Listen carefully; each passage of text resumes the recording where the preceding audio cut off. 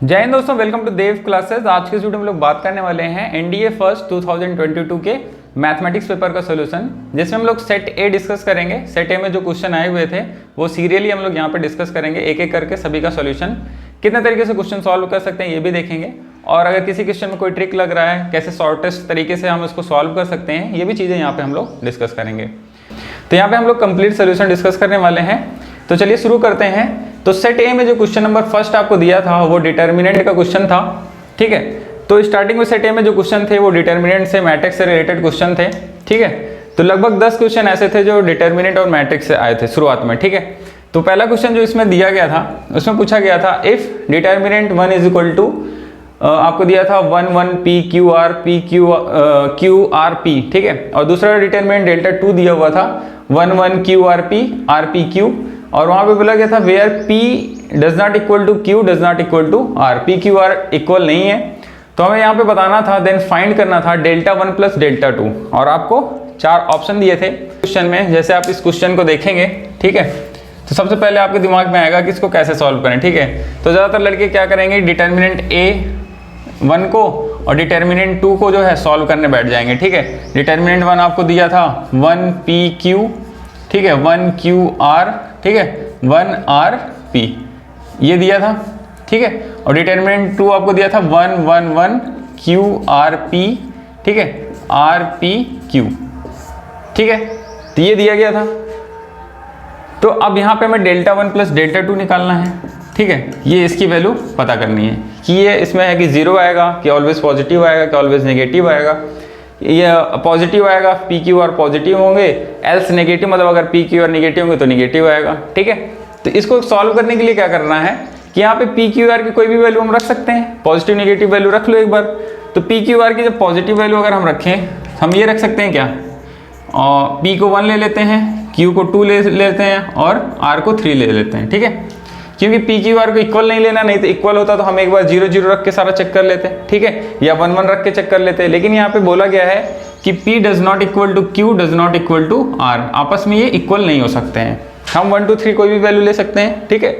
1 2 3 के अलावा आप 0 1 2 भी ले सकते हो, ठीक है, क्योंकि कोई भी वैल्यू पी क्यू आर की रख सकते हैं हम लोग, लेकिन इक्वल नहीं रख सकते हैं, ठीक है। तो हम लोग यहाँ पे 1 2 3 रख के चेक कर लेते हैं कि क्या वैल्यू आएगी इसकी, ठीक है। आप कहोगे सर कि हम वैल्यू क्यों रख रहे हैं, हम तो ऐसे भी सॉल्व कर सकते हैं, डेल्टा 1 को हम सॉल्व कर सकते हैं, डेल्टा 2 को सॉल्व कर सकते हैं, और वैसे भी सॉल्व कर सकते हो, लेकिन उसमें टाइम लगेगा आपको, ठीक है।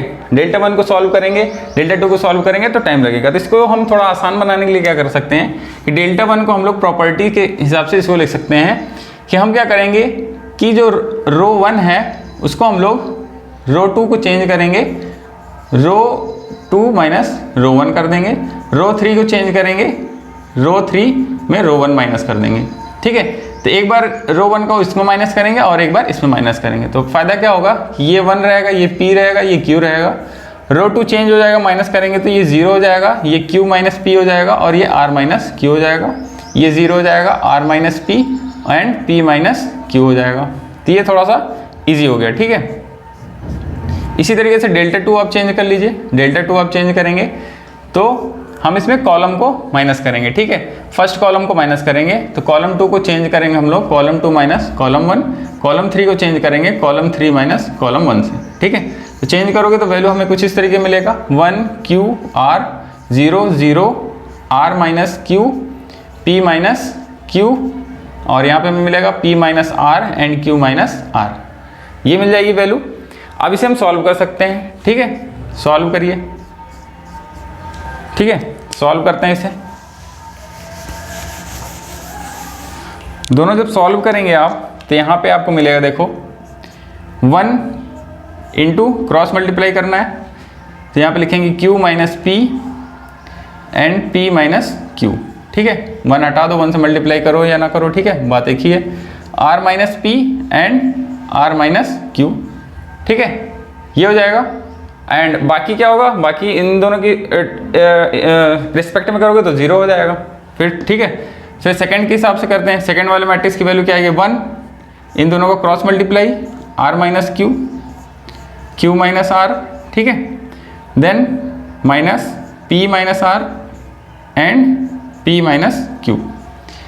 अब इन्हें देखो सॉल्व करोगे तो आप उसके हिसाब से भी आइडिया लगा सकते हो कि ये पॉजिटिव आएगा नेगेटिव आएगा। ठीक है, वैल्यू पुट करके यहीं पे चेक कर लो और इजी तरीके से पता चल जाएगा। Q क्या रखना है 2, P 1 रखना है, P क्या रखना है 1, Q क्या रखना है 2 रखना है, माइनस R क्या रखना है 3, P 1 रखना है, R 3 and Q 2।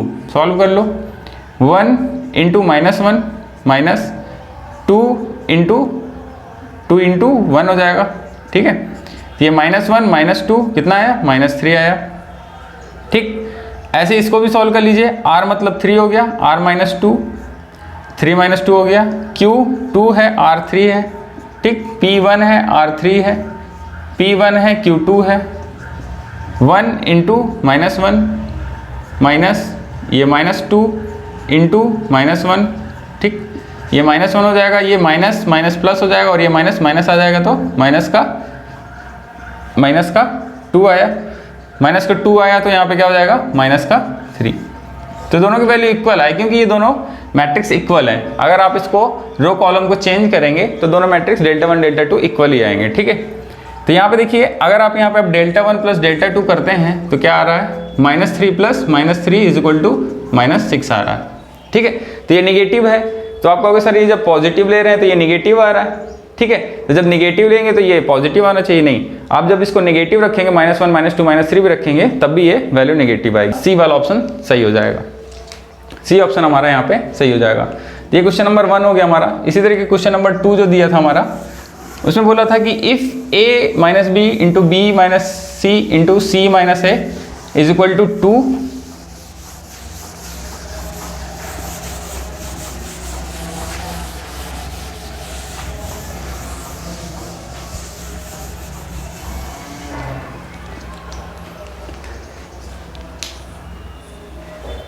Second question हमारा दिया था कि if a minus B B minus C C minus A is equal to 2 and A B C is equal to 6 दिया हुआ है, then what is the value of determinant दिया हुआ है A B C A square B square C square A cube B cube C cube. ठीक है, option दिया हुआ है 3 12 14 एंड 15।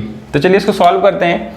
देखो ये स्टैंडर्ड टाइप का क्या है, डिटर्मिनेंट है। इसको हम लोग लर्न करके रखते हैं कि इसकी वैल्यू क्या होगी। ठीक है, इसकी वैल्यू सभी को लर्न रहती है। ठीक है, इसको देख के ही टिक कर देना चाहिए ऑप्शन। तो ये इसकी वैल्यू हमेशा होती है A B C, A minus B B minus C C minus A. अब कहोगे सर ये कैसे आएगा। ठीक है, तो इसको सॉल्व करके मैं भी आपको दिखा दूंगा, लेकिन आंसर अब यहीं से पता चल जाएगा कि ए बी सी की वैल्यू 6 दिया हुआ है और इसकी वैल्यू 2 दिया हुआ है, तो आंसर क्या आएगा हमारा 12 आएगा। तो ऑप्शन जो है बी, हमारा ऑप्शन बी करेक्ट हो जाएगा। ठीक, लेकिन अब ये कैसे सॉल्व हुआ वो कर लेते हैं। तो यहाँ पे क्या करना है कि जो कॉलम 1 है, कॉलम 2 है एंड कॉलम 3 है, उसमें से ए बी एंड सी बाहर कर लेते हैं। ए बी सी बाहर आएगा तो अंदर क्या बचेगा 1 1 1, इसमें से A B C A square B square C square. देखो ये भी स्टैंडर्ड मैट्रिक्स है, इसकी भी वैल्यू पता होती है। इसकी वैल्यू कितनी होती है, A minus B B minus C and C minus A होती है। अब इसको सॉल्व करना चाहते हो सॉल्व कर लो, ए बी सी कर लो, यहाँ पे इसको माइनस कर लो, 1 ए स्क्वायर कर लो, ये 0 होगा, B minus A B square minus A square 0 C minus A C square minus A square. ठीक है, ये वैल्यू हो गई। अब इसको सॉल्व कर लो। फायदा क्या होगा कि हमें बस इसके रिस्पेक्ट में सॉल्व करना होगा। तो इसके रिस्पेक्ट में सॉल्व करोगे तो इन्हें क्रॉस मल्टीप्लाई करना है। तो B minus A C square minus A square, ठीक, minus B square minus A square C minus ए। ठीक है, सी माइनस ए। जब इसको आप सॉल्व करोगे तो A B C A minus B B minus C C minus A answer आपका आ जाएगा। तो हमारा आंसर बी वाला सही हो जाएगा 12। ठीक है, एकदम इजी क्वेश्चन आया था। थर्ड क्वेश्चन आपका देखिए क्या हुआ था। थर्ड क्वेश्चन में बोल रहा था कि A B C and B C A B एक डिटर्मिनेंट दिया हुआ है, under which of the following condition does the determinant vanish, मतलब इसकी वैल्यू 0 हो जाएगी। किस कंडीशन के अंदर, 3 कंडीशन दिया था, A plus B plus C 0 हो, A cube plus B cube plus C cube is equal to 3ab हो, A square plus B square plus C square minus A B minus B C minus C is equal to 0 हो। Select the correct answer using the code given below. ठीक है, तो 1 and 2 only, 2 and 3 only and 1 and 3 only, and D option था कि 1 2 3 तीनों correct हैं। ठीक है, तो देखो इसको सॉल्व कैसे करेंगे। तो इस तरीके क्वेश्चन आता है, तो बहुत इजी क्वेश्चन है। ठीक है, इसको अब इसमें बहुत सारे कंडीशन दिया, तो कंडीशन देख के लड़के क्या डर जाते हैं, तो उसको देख के डरना नहीं है, बहुत ही इजी है क्वेश्चन ये। ठीक है, जैसे आपको दिया हुआ है ए बी सी CBA, ठीक है। फिर क्या दिया हुआ है CA, नहीं यहाँ पे दिया हुआ है BCA CAB, ठीक है। तो ये भी लड़कों का आंसर इसका याद रहता है कि इसकी वैल्यू पता रहती है कि क्या आएगी, ठीक है। मान लो आपको नहीं पता तो आप जल्दी से सॉल्व भी कर सकते हैं इसे, ठीक है। A के रिस्पेक्ट में लेंगे तो आप क्रॉस मल्टीप्लाई करेंगे CB माइनस A स्क्वायर, फिर माइनस B लिखेंगे आप, फिर इसका क्रॉस मल्टीप्लाई करेंगे इन दोनों का तो क्या आएगा B स्क्वायर माइनस CA, ठीक है। फिर प्लस C, फिर इन दोनों क्रॉस मल्टीप्लाई करेंगे BA माइनस C स्क्वायर, ठीक है। तो ये वैल्यू आया, इसको आप मल्टीप्लाई कर लीजिए तो ये हो जाएगा ABC minus AQ minus BQ plus ABC plus CABC minus C का क्यूब, क्या आया 3ABC माइनस कॉमन ले लो A cube plus B cube plus C cube, ये वैल्यू आया, ठीक है। तो अब कह रहा है कि इसकी वैल्यू कब जीरो होगी, तो जीरो कब होगी जब ये दोनों इक्वल होंगे टर्म। तो इसका मतलब ये है कि 3ABC इक्वल होगा जब A cube plus B cube plus C cube के, तब ये होगा। तो कंडीशन नंबर 2 तो सही हो गई, कंडीशन नंबर 2 सही है, ठीक है। आपको इसका फॉर्मूला भी पता होगा कि A cube plus B cube plus C cube, ठीक है। अगर माइनस कॉमन ले लेते हैं तो ये फॉर्मूला नहीं बन जाएगा A cube plus B cube plus C cube minus 3ABC, ठीक है। ये फॉर्मूला बन रहा है। इसकी वैल्यू आपको पता है क्या होता है A plus B plus C, ठीक है। A plus B plus C, फिर अंदर क्या होता है A square plus B square plus C square minus AB minus BC minus CA, ठीक है।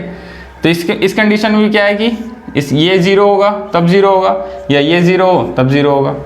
तो यहाँ पे मतलब condition number 1 and condition number 3 भी करेक्ट है। तो मतलब तीनों कंडीशन यहाँ पे जो दिए है उनके लिए ये क्या होगा कि इसकी वैल्यू जीरो आएगी, ठीक है। तो हमारा ऑप्शन नंबर डी सही हो जाएगा कि तीनों कंडीशन सही हैं, ठीक है। फिर क्वेश्चन नंबर 4 आपको दिया था, क्वेश्चन नंबर 4 में दिया था, ये भी मैट्रिक्स से रिलेटेड क्वेश्चन था। Consider the following in respect of the matrices. A दिया हुआ है मैट्रिक्स MN, B दिया हुआ है -N -M, ठीक है। C दिया हुआ है M एंड -M, ठीक है। तो यहाँ पे तीन कंडीशन दिया कि C into A is equal to C into B होगा, B दिया हुआ है कि A into C is equal to B into C होगा, थर्ड दिया हुआ है कि C into bracket A plus B is equal to CA plus CB। तो देखो जो थर्ड वाला कंडीशन दिया हुआ वो तो प्रॉपर्टी दिया हुआ है, तो प्रॉपर्टी तो हमेशा सही होगी, ठीक है। डिस्ट्रीब्यूशन दिया हुआ है, जो मैट्रिक्स मल्टीप्लिकेशन ऑफ मैट्रिक्स क्या है वो डिस्ट्रीब्यूशन लॉ को फॉलो करती है। तो जैसे कि सॉल्यूशन देखेंगे क्वेश्चन नंबर 4 का, तो यहाँ पे पहला कंडीशन निकाला है कि CA is equal to CB है, दूसरा ऑप्शन है कि AC is equal to BC है, और थर्ड दिया हुआ है कि CA plus B is equal to CA plus CB होगा। तो ये जो थर्ड वाला ये तो सही ही है, ठीक है, क्योंकि C का जो मल्टीप्लिकेशन होता है मैट्रिक्स का वो डिस्ट्रीब्यूशन लॉ को फॉलो करता है। तो C into A C into B ये तो हमेशा ट्रू होगा। तो ऑप्शन हमें वो चेक करना है जिसमें C वाला दिया हो, मतलब कि थर्ड वाले को सही बताया गया है। तो उसमें पूछ रहा है कि which of the above statement is are correct. तो ऐसा ऑप्शन होना चाहिए जिसमें 3 हो, क्योंकि 3 तो हमें दिख रहा है कि करेक्ट ही है। तो जो ऑप्शन 1 है उसमें 1 ओनली दिया हुआ है, ऑप्शन 2 है उसमें दिया कि ओनली 2 जो है करेक्ट है, थर्ड ऑप्शन में दिया कि 2 एंड 3 करेक्ट है, एंड फोर्थ ऑप्शन में दिया कि 1 एंड 2 करेक्ट है। तो जो थर्ड वाला ऑप्शन है उसी में सिर्फ दिया हुआ है कि 2 एंड 3 करेक्ट है, तो उसी में सिर्फ 3 आ रहा है, मतलब ये ऑप्शन ही सही होगा, बाकी और किसी में 3 है नहीं। तो यहाँ पे एलिमिनेशन मेथड से हम ये बता सकते हैं कि थर्ड वाला ही आंसर हमारा सही है, हमें क्वेश्चन सॉल्व करने की जरूरत नहीं है। अगर आप सॉल्व करना चाहते हैं तो आप मल्टीप्लाई करके एक एक चेक कर लीजिए, चेक करेंगे तो ये वाला करेक्ट आएगा, आपको ये वाला इनकरेक्ट आएगा। तो इस तरीके से आप इसको जल्दी से सॉल्व कर सकते हैं। बाकी आपको मैट्रिक्स का मल्टीप्लिकेशन आता ही है, उससे भी आप इसको चेक कर सकते हैं, ठीक है। तो पांचवा क्वेश्चन यहाँ पे दिया हुआ है कि ये भी एक मैट्रिक्स से रिलेटेड क्वेश्चन है, बहुत ही आसान क्वेश्चन है। इसमें पूछा कि if A is equal to matrix 2 sin theta cos theta 0 -2 cos theta sin theta 0 -1 1 1, then what is the value. पूछा है A एडजॉइंट A का वैल्यू क्या होगा। तो A एडजॉइंट पे आपको पता है कि क्या होता है, A एडजॉइंट A जो होता है वो इक्वल होता है determinant of A into identity matrix. तो हमें मतलब कि ये वैल्यू पता करना है, ठीक है। A एडजॉइंट A अगर हमें निकालना है तो हमें मैट्रिक्स दिया हुआ है, हम इसका मैट्रिक्स का डिटर्मिनेंट निकालेंगे 2 sin theta cos theta 0 0 1 1 -1 -2 cos theta sin theta, ठीक है। एंड इनटू आइडेंटिटी मैट्रिक्स करेंगे, ठीक है। तो इसको सॉल्व कर लेते हैं, सॉल्व करेंगे तो हम इसके रिस्पेक्ट में निकालते हैं, बाकी इन दोनों के रिस्पेक्ट में 0 हो जाएगा। तो यहाँ पे आएगा 2 sin स्क्वायर थीटा, ठीक है, 1 इंटू करोगे माइनस माइनस माइनस प्लस हो जाएगा 2 cos square theta into identity matrix. इसको सॉल्व करो, 2 कॉमन ले लो, sin square theta plus cos square theta. अब आपको पता चल रहा होगा कि क्या आंसर आएगा, इसकी वैल्यू 1 हो जाएगी, तो 2 इंटू आइडेंटिटी मैट्रिक्स। तो ऑप्शन कौन सा हमारा सही हो जाएगा, जो ऑप्शन आपको इसमें दिया हुआ है नल मैट्रिक्स है, माइनस आइडेंटिटी आइडेंटिटी 2 आइडेंटिटी, तो डी वाला ऑप्शन यहाँ पे करेक्ट हो जाएगा, ठीक है। नेक्स्ट क्वेश्चन यहाँ पे छठा क्वेश्चन आपको दिया हुआ है कि फॉर व्हाट वैल्यू ऑफ के is the matrix 2 cos 2 theta 2 cos 2 theta upon 1 minus 2 sin square theta 2 cos square theta minus 1 3 k 2 k 1 is singular, ठीक है। तो ये जो मैट्रिक्स दिया है इसको सिंगुलर होने के लिए क्या है कि k की क्या वैल्यू होनी चाहिए वो पूछा हुआ है। तो यहाँ पे दिया कि 0 only 1 only 2 only and D option दिया हुआ है कि एनी रियल वैल्यू होनी चाहिए, ठीक है। तो सिंगुलर होने के लिए कोई मैट्रिक्स आपको पता है कि कोई मैट्रिक्स अगर सिंगुलर है तो उसका डिटर्मिनेंट क्या होगा, 0 होगा, ठीक है। तो छठे का सॉल्यूशन देखते हैं हम लोग। यहाँ पे आपको दिया हुआ है 2 cos थीटा, तो इसका मतलब ये सिंगुलर है तो इसका डिटर्मिनेंट जो होगा वो 0 होगा। तो डिटर्मिनेंट इसका निकाल लेते हैं, 2 cos theta 2 cos 2 theta 2 cos 2 theta 6 3 1 2 cos square theta minus 1 minus 2 sin square theta k 2k, ठीक है। तो इसको सॉल्व करोगे तो यहाँ पे आपको पता है कि 1 minus 2 sin square theta cos 2 theta के इक्वल होता है और 2 cos square theta minus 1 cos 2 ये भी cos 2 थीटा के इक्वल होता है। तो यहाँ पे हमारा देखो एक पैटर्न बन जाएगा 2 cos थीटा 2 cos थीटा, नीचे भी हमारा क्या हो जाएगा cos 2 theta 6 3 1 2k and k।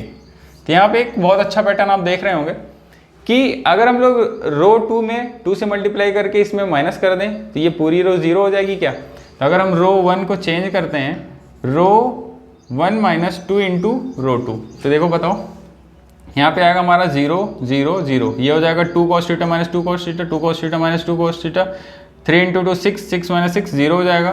तो किसी भी डिटर्मिनेंट में अगर एक रो 0 हो गई तो उसकी वैल्यू क्या हो जाएगी, 0 हो जाएगी। तो यहाँ पे k की कोई भी वैल्यू k पे डिपेंड ही नहीं कर रहा है, तो k की कोई भी वैल्यू हो लेकिन रियल वैल्यू होनी चाहिए। तो एनी रियल वैल्यू, k की एनी रियल वैल्यू कुछ भी हो हमेशा ये डिटर्मिनेंट 0 आएगा, मतलब ये मैट्रिक्स सिंगुलर होगा। तो ऑप्शन नंबर डी हमारा क्या है कि एनी रियल वैल्यू, ये वाला ऑप्शन करेक्ट हो जाएगा, ठीक है। नेक्स्ट क्वेश्चन हमें क्या दिया हुआ है, let A be a non singular matrix and B is equal to adjoint of A है, तो which of the following statement is are correct पूछा हुआ है। तो a into B is equal to B into A पूछ कह रहा है, दूसरा कह रहा है कि A B is a scalar matrix, third हमें दिया हुआ है स्टेटमेंट कि A B can be a null matrix, ठीक है। तो चलो इसको चेक कर लेते हैं क्वेश्चन को, तीनों स्टेटमेंट को चेक करना है। हमें पहला स्टेटमेंट दिया हुआ है कि A B is equal to B into A है, ठीक है। और हमें दिया क्या है कि A be a non singular matrix and B is equal to A adjoint of A है, ठीक है। तो a इंटू बी का मतलब हमें क्या है, a इंटू बी का मतलब है कि a इंटू बी मतलब हो गया एडजॉइंट है, जो कि इक्वल होता है डिटर्मिनेंट a इंटू आई के। तो अगर हम लोग यहाँ पे एडजॉइंट a इंटू ए करेंगे जो कि b इंटू ए के इक्वल होगा, ठीक है। तो ये भी हमारा क्या आएगा, डिटर्मिनेंट a इंटू आई, मतलब ये वाला स्टेटमेंट करेक्ट हमारा 1 वाला करेक्ट हो गया, ठीक है। दूसरा स्टेटमेंट ये कह रहा है कि ए बी क्या होगा हमारा, इज अ स्केलर मैट्रिक्स, ठीक है, स्केलर मैट्रिक्स। अब आप कहोगे सर स्केलर मैट्रिक्स क्या होता है, तो स्केलर मैट्रिक्स ऐसा होता है जिसका क्या है कि स्केलर मैट्रिक्स जैसे मान लो कि एक मैट्रिक्स आपको ए ये दिया गया होगा, आपको आइडिया लग जाएगा 2 0 0 0 2 0 0 0 2, मतलब ऐसा मैट्रिक्स जिसका सिर्फ जो डायगोनल की वैल्यूज हो वो नॉन जीरो हो, उसके अंदर जो भी वैल्यू हैं वो 0, ठीक है। तो यहाँ पे कुछ भी वैल्यू हो सकता है, मतलब कि अगर कोई मैट्रिक्स आई जे आप ले रहे हो तो यहाँ पे ये क्या होगा कि 0 होगा जब I and J does not equal to होगा, ठीक है। एंड ये वैल्यू किसी के इक्वल होगा जब आई इक्वल टू जे होगा, ठीक है। तो डायगोनल वाले वैल्यू पे आई जे इक्वल होते हैं, तो इस तरह के मैट्रिक्स हम लोग स्केलर मैट्रिक्स बोलते हैं। तो आपको पता है कि a इंटू बी का मतलब हो गया a इंटू एडजॉइंट a हो गया, क्योंकि b एडजॉइंट a के इक्वल है। इसकी वैल्यू होता है determinant a into identity. Identity matrix का मतलब क्या हुआ कि इस तरीके का मैट्रिक्स होगा 1 0 0 0 1 0 0 0 1, और ये जो डिटर्मिनेंट आप निकालोगे ये तो कोई वैल्यू k ही आएगा, कोई कांस्टेंट आएगा, जिसको जब इसमें आप मल्टीप्लाई करोगे तो इक्वल हो जाएगा k 0 0 0 k 0 0 0 k। तो ये हमारा क्या हो जाएगा, ये हमारा एक स्केलर मैट्रिक्स है। ठीक है, तो डिफिनेशन से क्या हो जाएगा हमारा स्केलर मैट्रिक्स। तो बी सेकेंड वाला भी हमारा सही है। थर्ड हमें पूछ रहा है कि A B can be a null matrix. A into B क्या है, नल मैट्रिक्स हो सकता है। तो ए बी हमारा क्या है, ए बी हमारा यहाँ पे है ए एडजॉइंट है। ठीक है, तो ये हमारा इक्वल होगा डिटर्मिनेंट ए इंटू आइडेंटिटी के। तो यहाँ पे डिटर्मिनेंट अगर ए जीरो आ जाता है तो ये नल मैट्रिक्स हो जाएगा। ठीक है, अगर ये डिटर्मिनेंट ए जीरो हो जाएगा तो नल मैट्रिक्स हो जाएगा। लेकिन यहाँ पे ये दिया हुआ है कि let A be a non singular matrix. A यहाँ पे क्या है, नॉन सिंगुलर है, नॉन सिंगुलर मैट्रिक्स है। तो नॉन सिंगुलर मैट्रिक्स की प्रॉपर्टीज होती है कि उसका determinant does not equal to zero होगा। तो अगर determinant does not equal to zero होगा तो ये कभी नल मैट्रिक्स नहीं होगा। ये does not equal to zero हो गया तो ये नल मैट्रिक्स हमारा नहीं होगा। ठीक है, तो थर्ड वाला ऑप्शन जो है हमारा स्टेटमेंट वो इनकरेक्ट है। तो यहाँ पे हमारा वो वाला ऑप्शन सही हो जाएगा जिसमें 1 and 2 करेक्ट है। तो 1 and 2 पहले ऑप्शन में ये कि 1 ओनली, दूसरे में कहा कि 1 and 2 ओनली। ठीक है, तो हमारा बी ऑप्शन क्या हो जाएगा, इसके लिए करेक्ट हो जाएगा। ठीक है, तो ये हमारा 7वां क्वेश्चन हो गया। 8वां क्वेश्चन आपको दिया गया है, consider the following statement in respect of square matrix, square matrices A and B of same order. ठीक है, फिर कह रहा है कि 2 स्टेटमेंट दिए गए हैं। तो चलिए देख लेते हैं। पहला स्टेटमेंट दिया हुआ कि if A B is a null matrix then at least one of the A and B is null matrix. If A B is an identity matrix then B A is equal to A B. इसमें पूछा कि कौन सा statement correct है। तो यहाँ पे आप देखेंगे कि ए बी अगर नल मैट्रिक्स है, नल मैट्रिक्स मतलब 0। ठीक है, नल मैट्रिक्स है तो इनमें से ए या तो ए नल मैट्रिक्स हो या तो बी नल मैट्रिक्स होगा। तो देखो ऐसा ज़रूरी नहीं है, हर केस में ये ज़रूरी नहीं है। अगर एक होगा तो 0 आएगा, लेकिन कि कोई एक 0 होना चाहिए ये ज़रूरी नहीं है। मतलब कि अगर इनका डिटर्मिनेंट भी 0 आ रहा है, बी का डिटर्मिनेंट 0 आ रहा है, तो उस केस में भी ये वैल्यू 0 हो जाती है। तो फर्स्ट वाला स्टेटमेंट जो है वो फॉल्स है। ठीक है, सेकेंड वाला स्टेटमेंट कह रहा है कि if A B is an identity, A B identity matrix है अगर, देन हमारा क्या पूछ रहा है कि then matrices B A is equal to A B होगा। तो हाँ सही है। ठीक है, अगर ये आइडेंटिटी है तो ये भी आइडेंटिटी ही होगा। ठीक है, तो ये क्वेश्चन हमारा हो गया। क्योंकि यहाँ पे आपको पता है कि देखो ए बी अगर आइडेंटिटी है तो यहाँ पे ज़रूर है कि बी जो होगा वो ए इनवर्स के इक्वल होगा, ए इनवर्स के इक्वल होगा। तो आप चाहे ए इनवर्स इंटू ए करो तब भी आइडेंटिटी आएगा, चाहे ए इंटू ए इनवर्स करो तब भी आइडेंटिटी आएगा। तो ये हमारा सेकंड वाला स्टेटमेंट करेक्ट है। तो हमारा वो ऑप्शन करेक्ट हो जाएगा जिसमें 2 ओनली दिया हुआ है। तो 1 ओनली, फिर बी वाले में दिया 2 ओनली, तो बी वाला ऑप्शन हमारा करेक्ट हो जाएगा। ठीक है, तो बी वाला ऑप्शन हमारा यहाँ पे करेक्ट हो जाएगा। इसके बाद हमारे यहाँ दिया हुआ है 9th क्वेश्चन दिया हुआ है कि if A is the identity matrix of order 3 and B is the transpose then what is the value of determinant of matrix C, जो कि ए प्लस बी के इक्वल है। तो बहुत ही आसान क्वेश्चन है ये। तो चलिए देखते हैं क्वेश्चन नंबर 9th। ठीक है, जिसमें कह रहा है कि हमें सी पता करना है, ए प्लस बी है जो कि इसका हमें डिटर्मिनेंट पता करना है। ठीक है, डिटर्मिनेंट ऑफ सी तो मतलब determinant of A plus B. A और बी क्या है, ट्रांसपोज ऑफ ए है ये कह रहा है, और ए क्या है हमारा आइडेंटिटी मैट्रिक्स से कह रहा है। तो आइडेंटिटी मैट्रिक्स का ट्रांसपोज, तो आइडेंटिटी मैट्रिक्स का ट्रांसपोज तो आइडेंटिटी ही होता है। ठीक है, तो 2 आइडेंटिटी मैट्रिक्स को ऐड करोगे तो क्या आ जाएगा, यहाँ पे देखो इसका होता है 1 1, तो 1 का 2 हो जाएगा, 0 0 0 2 0 0 0 2। इसको सॉल्व करोगे तो 8 के इक्वल वैल्यू आ जाएगी। ठीक है, तो ऑप्शन नंबर डी जो कि 8 है वो हमारा आंसर करेक्ट हो जाएगा। ठीक है, तो बहुत ही आसान क्वेश्चन था। नेक्स्ट क्वेश्चन दिया हुआ है question number 10, let A and B be non singular matrices of same order such that A B is equal to A and B is equal to B, तो which of the following statement is correct. दो statement यहाँ पे दिया हुआ है, एक दिया हुआ है कि A square is equal to A होगा, ठीक है, दूसरा दिया हुआ है कि A B square is equal to A square B square. बहुत ही आसान सवाल है, बहुत सारी बुक में ये क्वेश्चन दिए हुए हैं, ठीक है। तो अब इसको देखो, दो तरीका है सॉल्व करने का। हमें कह रहा है कि ए बी क्या है, नॉन सिंगुलर मैट्रिक्स है, और हमें ये दिया हुआ है कि A B is equal to A है and B A is equal to B है। तो पहला मेथड देखते हैं, मेथड 1, ठीक है, उससे सॉल्व करके आपको बताते हैं। इसमें सॉल्व करना है आपको। तो A B is equal to दिया है, हमें ये चेक करना है।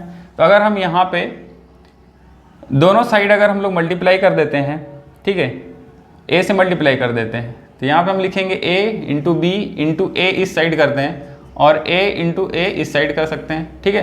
तो ये हमारा ए स्क्वायर हो जाएगा। और यहाँ पे हम लोग क्या कर सकते हैं कि ए बी इंटू ए को एक साथ ले सकते हैं, ठीक है। तो b इंटू ए हमारा किसके इक्वल है, b के इक्वल है, तो b इंटू ए को b लिख सकते हैं is equal to A square हो जाएगा। और ए बी हमारा किसके इक्वल है, ए बी इक्वल है ए के, तो यहाँ पे ए इक्वल टू ए स्क्वायर हो जाएगा। तो फर्स्ट वाला स्टेटमेंट तो करेक्ट हो गया, ठीक है। सेकेंड वाला चेक कर लेते हैं इसी हिसाब से। सेकेंड वाला हमें दिया हुआ है A B is equal to A दिया हुआ है, A B is equal to A दिया हुआ है, ठीक है। हमें ये प्रूफ करना है कि A B square is equal to A square B होगा, ठीक है। तो हमें ए स्क्वायर की रिक्वायरमेंट है, तो हम ए से मल्टीप्लाई कर लेते हैं, ठीक है। तो यहाँ पे ए बी और यहाँ पे हम लोग अगर b से मल्टीप्लाई करते हैं, ठीक है, और यहाँ पे a इंटू बी करते हैं, दोनों साइड अगर मल्टीप्लाई करते हैं, तो यहाँ पे हम इसको लिखेंगे a इंटू बी स्क्वायर कर देंगे, इन दोनों को अगर साथ लेते हैं, ठीक है, और इधर इसको ए बी लिखेंगे, ठीक, ये कर लिया। अब इसके बाद हम क्या करेंगे, यहाँ पे हमें यहाँ पे a स्क्वायर लाना है। तो a स्क्वायर के लिए हमें क्या करना पड़ेगा, इस साइड a से मल्टीप्लाई करना पड़ेगा, ठीक है। तो a into B square is equal to A into A B करोगे यहाँ पे, ठीक है। तो ये हमारा हो जाएगा ए स्क्वायर इंटू बी हो जाएगा, ठीक है। और यहाँ पे ये ए स्क्वायर आएगा, और ए स्क्वायर आपको पता है किसके इक्वल है, वो ए के इक्वल है। तो यहाँ पे ये भी प्रॉपर्टीज आपकी सही हो जाएगी। तो ये दो, एक तरीका ये है सॉल्व करने का, ऐसे आप सॉल्व कर सकते हैं मल्टीप्लाई करके, ठीक है। दूसरा आपको मेथड ये है, दूसरा मेथड आपको अगर देखेंगे तो यहाँ पे दिया हुआ है कि A B is equal to A है and B A is equal to B है।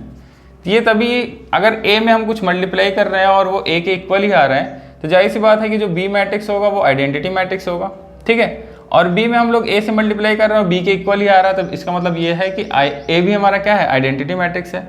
तो यहाँ पे दोनों मतलब a एंड b जो है वो इक्वल हैं और वो आइडेंटिटी मैट्रिक्स के इक्वल है, ठीक है। ये समझ में आ रहा है हमें। तो आइडेंटिटी मैट्रिक्स का स्क्वायर करोगे तो आइडेंटिटी के इक्वल ही आएगा, तो ये सही होगा। आइडेंटिटी मैट्रिक्स में कुछ भी, आइडेंटिटी मैट्रिक्स कितनी भी बार मल्टीप्लाई करो वो इक्वल ही आएगा, आइडेंटिटी इक्वल टू आइडेंटिटी ही आएगा। इसका मतलब बी वाला भी, सेकंड वाला स्टेटमेंट भी करेक्ट है। तो हमारा कौन सा ऑप्शन सही हो जाएगा, पहला ऑप्शन दिया हुआ है कि ओनली 1, ठीक है, दूसरा है 2 ओनली, तीसरा ऑप्शन है बोथ 1 and 2 एंड डी है नाइदर 1 नॉट 2।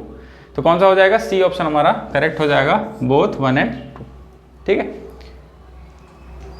नेक्स्ट क्वेश्चन है क्वेश्चन नंबर 11। इसमें पूछा गया है कि how many terms are there in the expansion of 1 + 2 upon x power 9 1 - 2 upon x power 9। Option दिया 9 10 9 20, ठीक है। तो यहाँ पे बाइनोमियल का क्वेश्चन आ गया, ठीक है। तो इस पेपर में जो है बाइनोमियल के टोटल जो है 6 क्वेश्चन पूछे गए थे। तो चलिए एक एक करके देखते हैं। तो इसमें जो पहला क्वेश्चन था काफ़ी आसान क्वेश्चन है, ठीक है, बाइनोमियल का। इसमें आपको दिया है, आपको इसमें नंबर ऑफ टर्म्स पता करने हैं। तो नंबर ऑफ टर्म्स पता करना तो बहुत ही आसान काम है। एक्सपेंशन हमें 1 + 2 upon x power 9 and 1 - 2 upon x power 9 दिया गया। तो ये देखो a + b and a - b का फॉर्मूला, इसको मल्टीप्लाई करेंगे अगर आप, तो a² - b² मतलब 1 के स्क्वायर 1 - 2 के स्क्वायर 4 अपॉन x² की पावर 9 आ जाएगा। ये सिंपल a - b की पावर n वाला फॉर्मूला हो गया। तो n से 1 प्लस कर देते हैं, 10 + 1 टर्म्स होंगे, मतलब 9 + 1 कितना हो गया, 10 टर्म्स यहाँ पे होंगे। तो ऑप्शन नंबर बी करेक्ट हो जाएगा इसका। 12वां क्वेश्चन जो यहाँ पे दिया है आपको, पूछ रहा है consider the following statement in respect of the expansion of x + y की पावर 10। तो x + y की पावर 10 के रिस्पेक्ट में हमें ये स्टेटमेंट तो दिए गए हैं कि among all the coefficient of the terms the coefficient of the 6th term has the highest value. And second statement दिया है कि the coefficient of the 3rd is equal to the coefficient of the 9th term, ठीक है। तो इसका coefficient अगर हम 3rd term का देखते हैं तो 10, ठीक है, 10 C 3 इक्वल होगा हमारा, ठीक है। नहीं, इसमें क्या होंगे कि जैसे कि आप सबसे पहले देखिए कि टोटल नंबर ऑफ टर्म कितने बनेंगे, तो टोटल नंबर ऑफ टर्म 11 बनेंगे। टोटल नंबर ऑफ टर्म 11 अगर बनेंगे तो यहाँ पे 5 टर्म इस साइड आएंगे, 5 टर्म्स इस साइड आएंगे एंड 6th टर्म जो है बीच में आएगा। तो जो बीच में जो टर्म होता है उसका कोफिशिएंट सबसे ज़्यादा होता है, ठीक है, उसका कोफिशिएंट सबसे ज़्यादा होता है। तो स्टेटमेंट फर्स्ट हमारा करेक्ट हो जाता है, coefficient of the 6th term has the highest value, ठीक है, क्योंकि यहाँ से इंक्रीजिंग ऑर्डर में चलता है, इंक्रीज होता है, मिड में हाईएस्ट होता है कोफिशिएंट, देन फिर डिक्रीज होता है, ठीक है। इसमें पूछ रहा है कि जो हमारा सेकंड स्टेटमेंट है कि थर्ड टर्म जो है उसका कोफिशिएंट इक्वल है वो 9th टर्म के कोफिशिएंट के। तो इसके लिए हमें क्या करना पड़ेगा, देखो दो थर्ड यहाँ से आएगा 1 2 3 4 5 6 7 8 9 10, ठीक है, एंड 11। तो 5 इधर हो गए एंड 5 इधर हो गए। तो इधर से अगर हम चलेंगे तो ये थर्ड पोजीशन पे आ रहा है और ये भी थर्ड पोजीशन पे आ रहा है। तो इन दोनों के टर्म इक्वल होंगे, फर्स्ट एंड लास्ट का इक्वल होता है, सेकंड वाले पोजीशन में जो उनका इक्वल होता है। तो सेकंड स्टेटमेंट भी यहाँ से करेक्ट है हमारा, ठीक है। इसको दूसरे तरीके से आप कर सकते हैं, जैसे कि आप इसका कोफिशिएंट जब निकालेंगे तो हमारा होता है NCR होता है, इक्वल होता है NCN-R के इक्वल होता है, ठीक है। तो NC अगर आप थर्ड यहाँ पे ले रहे हैं और N हमारा यहाँ पे क्या हो जाएगा,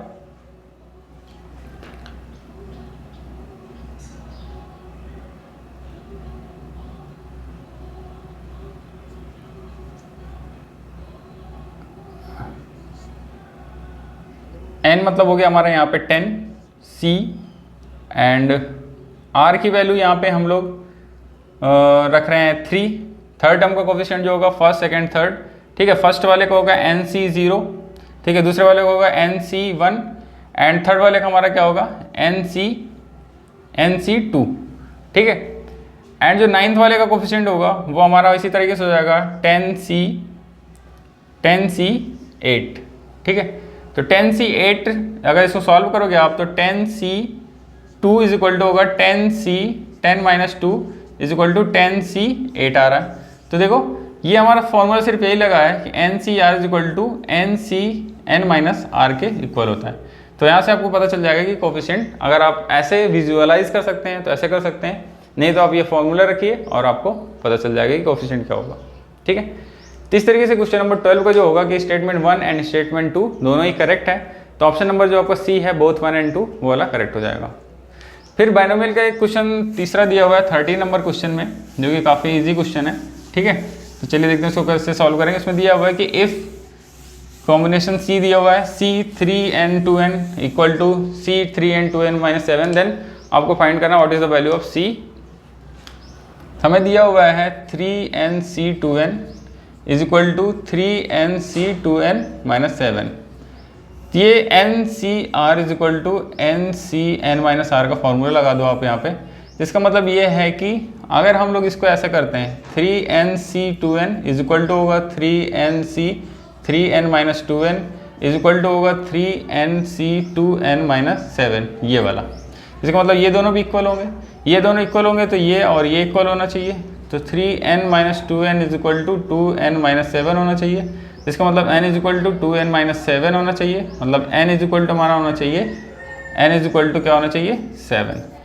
तो n7 आगे हमें फाइंड क्या करना है, हमें फाइंड करना है NCN-5। तो 7 - 5 मतलब 2, ये हो जाएगा 7 × 6/2 × 1। सॉल्व करेंगे तो ये 3 हो जाएगा 21, इसका आंसर हो जाएगा। तो ऑप्शन कौन सा हमारा है 21, ऑप्शन नंबर डी करेक्ट हो जाएगा क्वेश्चन नंबर 13 के लिए। क्वेश्चन नंबर 14 जो दिया हुआ और भी आसान क्वेश्चन है, इस तरह क्वेश्चन आप लगाए होंगे, इसमें सारे टर्म्स क्या होते हैं कैंसिल हो जाते हैं और आंसर क्या आएगा आपका 0 आएगा। तो देखो आंसर तो पता चल गया, लेकिन कैसे सॉल्व करना है, कैसे इसको करना है। NCN-R का वाला ही फॉर्मूला लग रहा है। देखो जितने भी क्वेश्चन अभी पूछे हैं सब में यही फॉर्मूला लग रहा है और इसी प्रॉपर्टी पे सारे क्वेश्चन देखो सॉल्व होते जा रहे हैं। तो आपको पहला दिया हुआ है कि 51C21 - 51C22 + 51C23, ठीक है, minus 51C24 + 51C25 minus 51C26 + 51C 27 minus 51c 28 plus 51c 29 minus 51c 30, ये दिया हुआ। तो आप इसको अगर सॉल्व करेंगे तो देखेंगे कि 51c जो 30, इसको आप लिख सकते हैं 51c 51 माइनस 30 करोगे, माइनस 30 करोगे तो कितना आएगा 21 के इक्वल आएगा।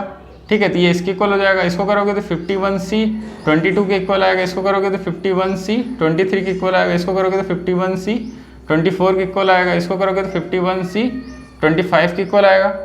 ठीक है, इस फॉर्मूले से NCR is equal to NCN minus R। तो आप देख रहे हो कि इस टर्म से ये वाला टर्म कैंसिल हो जाएगा, इनसे ये सारे टर्म कैंसिल हो जाएंगे, तो आंसर क्या आएगा 0 आएगा। लेकिन ऑप्शन इसमें थोड़ा घुमा के दिया, सीधे सीधे 0 ऑप्शन नहीं दिया। फर्स्ट ऑप्शन आपको दिया हुआ है कि C 51 25 है, तो ये तो नहीं होगा, इसकी वैल्यू 0 नहीं होती है। ठीक है, बी आपको ऑप्शन दिया हुआ है C 51 27, तो ये भी 0 नहीं होता, ये भी नहीं होगा। सी दिया हुआ है C 51 माइनस C 51, 0, तो इनकी और इनकी वैल्यू 0 होती है इसी फॉर्मूले से, इस वाले फॉर्मूले से। तो ये दोनों वैल्यू इक्वल होगी, तो ये दोनों इक्वल नंबर्स को जब माइनस करोगे तो ये 0 आएगा। तो ऑप्शन नंबर C वाला ही हमारा करेक्ट हो जाएगा। तो ये हमारा क्वेश्चन नंबर 14 काफ़ी इजी क्वेश्चन था, सिर्फ इस प्रॉपर्टी पे बेस्ड था, NCR is equal to NCN minus R के। नेक्स्ट क्वेश्चन देखते हैं, क्वेश्चन नंबर 15 जो हमारा है उसमें पूछा है कि how many odd numbers between 300 and 400 are there in which none of the digits is repeated. ठीक है, तो 300 एंड 400 के बीच में ऐसे कितने नंबर हैं। ठीक है, ऐसे कितने ऑड नंबर्स हैं और उसमें क्या है, डिजिट भी रिपीट नहीं होनी चाहिए। तो 300 के बाद 301 आएगा, फिर 302 आएगा, ऐसे आता जाएगा 399 आएगा। तो इनके बीच वाले नंबर्स में हमें पता करना है कि ऐसे कितने ऑड नंबर्स हैं जिनमें डिजिट रिपीट नहीं हो रहे हैं। ठीक है, तो यहाँ पे हमारा कुल मिला के 3 डिजिट का नंबर बनेगा, 3 डिजिट का नंबर बनेगा। ठीक है, ऑड नंबर होने के लिए क्या है कि जो लास्ट वाला डिजिट है उसमें क्या है 2 का मल्टीपल नहीं होना चाहिए। तो यहाँ पे हम 1 ले सकते हैं। ठीक है, 3 ले सकते हैं, 5 ले सकते हैं। ठीक है, 7 ले सकते हैं, 9 ले सकते हैं। ठीक, इतने डिजिट आ सकते हैं।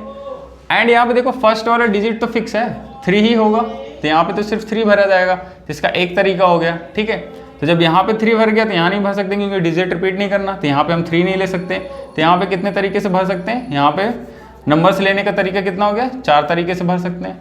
अब बच्चा यहाँ पे किस तरीके से ले सकते हैं, यहाँ पे अब 2 नंबर हमने यूज़ कर लिया, 0 से लेके 9 डिजिट हमें भरना है, तो हमने 2 यहाँ से ले लिया, तो 0 से 9 में 10 डिजिट हो गए टोटल, 2 डिजिट निकल गए, तो यहाँ पे हम 8 तरीके से नंबर भर सकते हैं।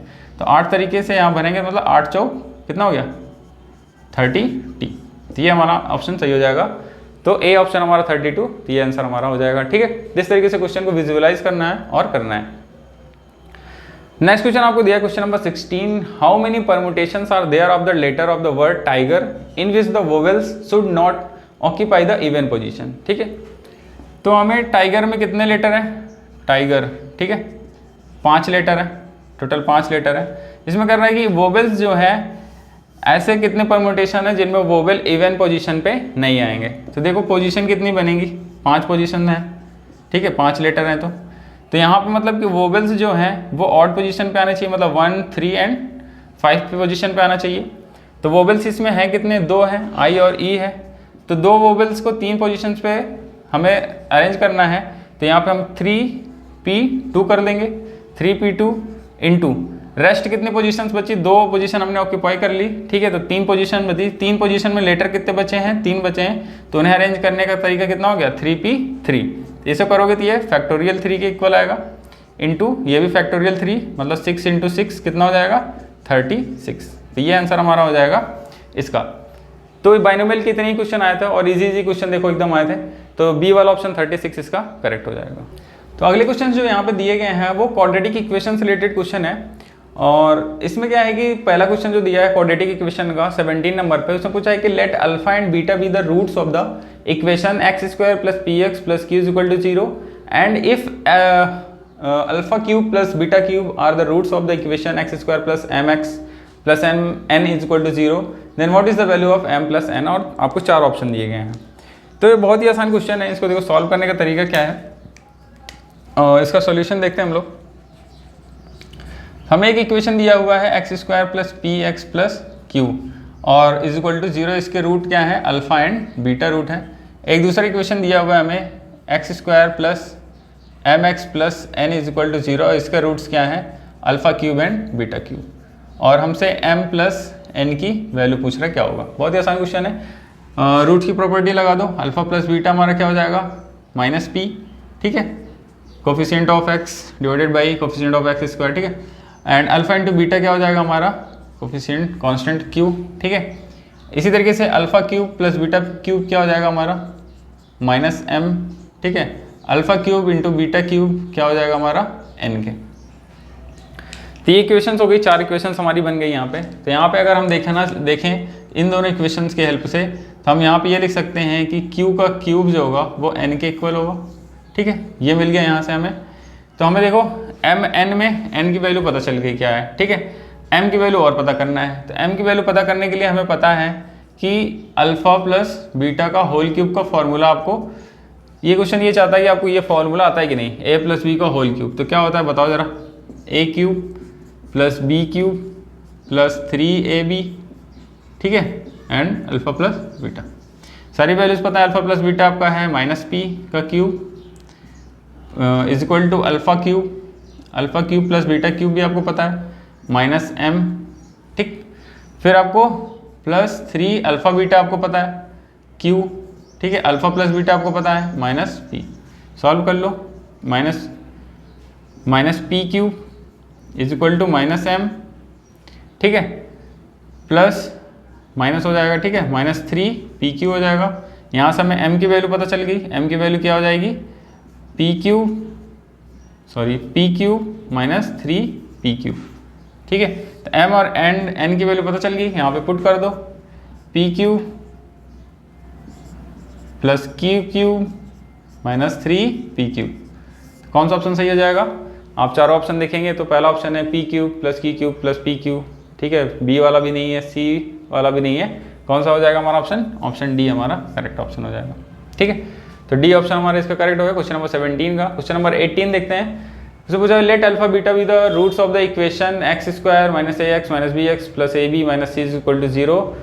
What is the quadratic equation whose roots are a and b, ठीक है, ए एंड बी रूट है जिसका, ठीक है। तो वो पूछ रहा है, 4 इक्वेशन दी गई हैं आपको।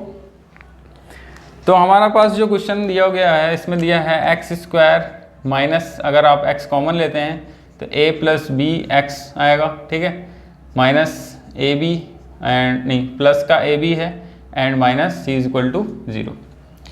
तो यहाँ पे अगर हम मान लेते हैं कि इसके 2 रूट क्या दिए गए हैं, अल्फ़ा एंड बीटा दिया हुआ है। तो अल्फ़ा प्लस बीटा अगर आप यहाँ से करेंगे अल्फ़ा बीटा तो हो जाएगा a प्लस बी के इक्वल हो जाएगा, एंड अल्फ़ा इंटू बीटा करेंगे तो आपको ए बी माइनस सी के इक्वल आएगा। तो ऐसा इक्वेशन पता करना है जहाँ जिसके 2 रूट क्या हैं, ऐसा इक्वेशन जो है जिसका 2 रूट क्या है, a एंड b है। तो a प्लस बी कितना आ रहा है वो चेक कर लो, एंड a इंटू बी कितना आ रहा है वो चेक कर लो। तो यहाँ से पता कर सकते हो, तो a into b, a plus b alpha plus beta के इक्वल आ रहा है, मतलब x का जो कोफिशिएंट है वो अल्फ़ा बीटा होना चाहिए, ठीक है। x का जो कोफिशिएंट है वो माइनस अल्फ़ा बीटा होगा तभी तो आएगा, ठीक है, क्योंकि यहाँ पे माइनस साइन होता है, तो माइनस अल्फ़ा बीटा मतलब अल्फ़ा प्लस बीटा होना चाहिए कोफिशिएंट, ठीक है, x का।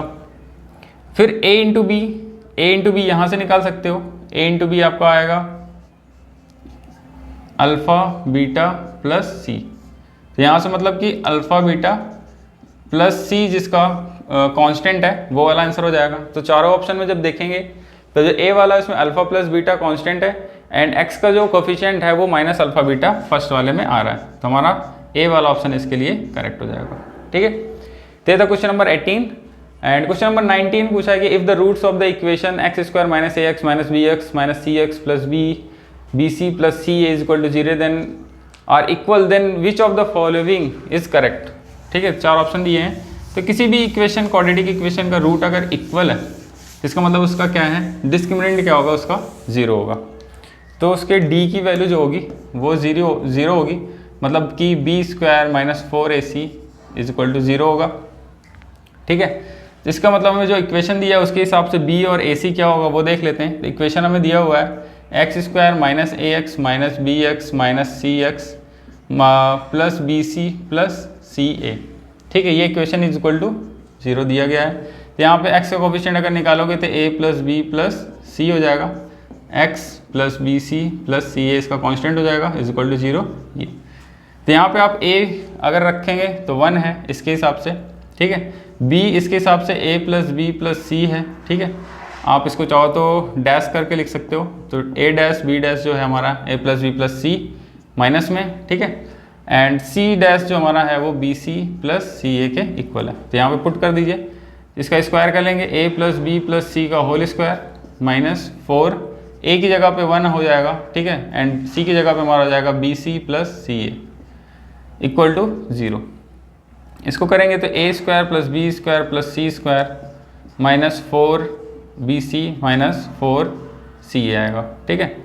इसको और सॉल्व करोगे तो यहाँ पे आएगा plus 2ab plus 2bc plus 2ca then minus 4bc minus 4ca is equal to 0। इसको सॉल्व करोगे तो हमारा मिल जाएगा a square plus B square plus C square plus 2ab, इसको माइनस करोगे तो minus 2bc minus 2ca is equal to 0। ये फार्मूला हमारा a plus b minus c का होल स्क्वायर का। तो अगर ये 0 है तो इसका मतलब a plus b minus C is equal to क्या होगा, ये 0 होगा। तो ये जो ऑप्शन दिया है जिसमें वो करेक्ट होगा। तो हमारा कौन सा ऑप्शन है, c, a plus b minus C is equal to 0। तो सी ऑप्शन इसका करेक्ट हो जाएगा। लास्ट क्वेश्चन जो इसमें क्वाड्रेटिक इक्वेशन का दिया हुआ है, let alpha and beta, alpha is greater than beta with the roots of the equation x square minus 8x plus q is equal to 0।